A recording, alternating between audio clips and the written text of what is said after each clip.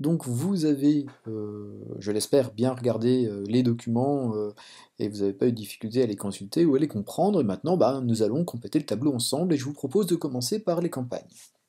Donc important, là, il faut avoir le livre ouvert, page 98-99 et regarder ces documents. Je vais commencer par le document 2 et le document 3 qui nous montrent, bah, le travail agricole au XIXe siècle. Alors, ce qui est intéressant, c'est qu'on voit que c'est encore, pour beaucoup, un travail manuel, un travail, tel qu'il a toujours été fait, dans ces, campagnes, par la force animale, par la force humaine. Et puis, le document 3, il montre, eh bien, l'irruption de la mécanisation, c'est-à-dire des machines capables de faire mieux que la main de l'homme, mieux que ses bras, mieux que sa force, à travers une batteuse. Donc, ce ne sont pas encore les moissonneuses-batteuses que nous connaissons, hein, simplement une batteuse où on amène les céréales que l'on a récoltées, et puis elles vont être battues par cette machine, accomplissant là un travail extrêmement efficace par rapport à celui qui pouvait être fait auparavant par la main de l'homme. Ensuite, 2e document intéressant, c'était, le graphique qui montrait la part de population rurale dans la population des États européens. Et que ça soit au Royaume-Uni, ou en Allemagne, ou en France, ou en Russie, partout ce qu'on constate, c'est une baisse de cette population rurale. Ça veut dire que ben, la population au Royaume-Uni, par exemple, en 1911, ben, on a 27% de population dans les campagnes, c'est-à-dire que le reste de la population, eh bien, ça nous fait 73%, vit dans les villes, est urbaine. Heu, c'est le pareil en Allemagne, on a eu une baisse, on passe de 64% à 40%, de 74% à 56% en France. Donc là, on retrouve un petit peu ce décalage, on voit que le Royaume-Uni a un temps d'avance, hein, dans cette transformation, qu'est l'industrialisation, mais que ça s'accompagne d'une grande transformation de la société qui est beaucoup moins rurale et qui devient de plus en plus urbaine.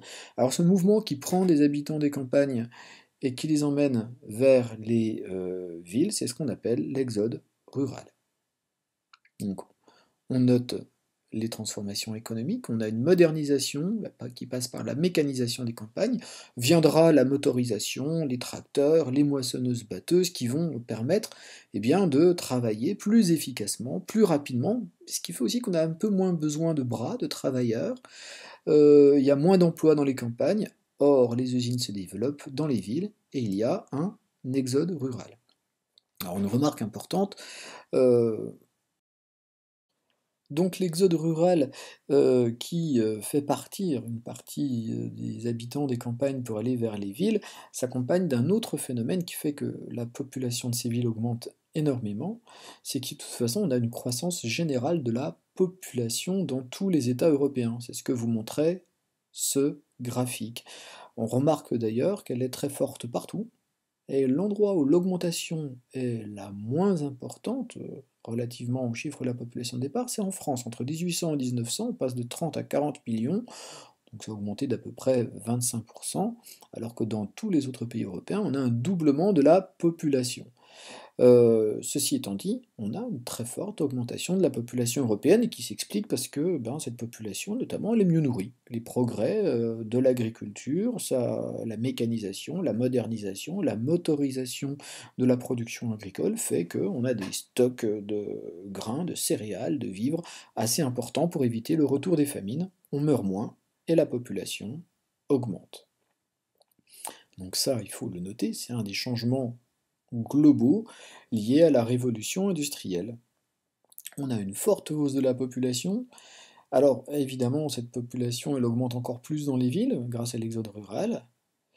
Et une petite remarque à faire à ce niveau de l'exposé, c'est que les progrès techniques qui concernent l'industrie ou l'agriculture sont liés à des progrès scientifiques. La médecine, elle aussi, fait de grands progrès au XIXe siècle, notamment avec la mise au point de la vaccination par Louis Pasteur, par exemple.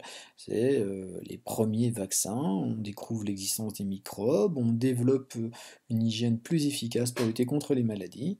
Donc, On peut noter progrès des sciences et de la médecine, vaccins, Pasteur, 1885, c'est aussi une des explications de cette hausse de la population qui meurt moins.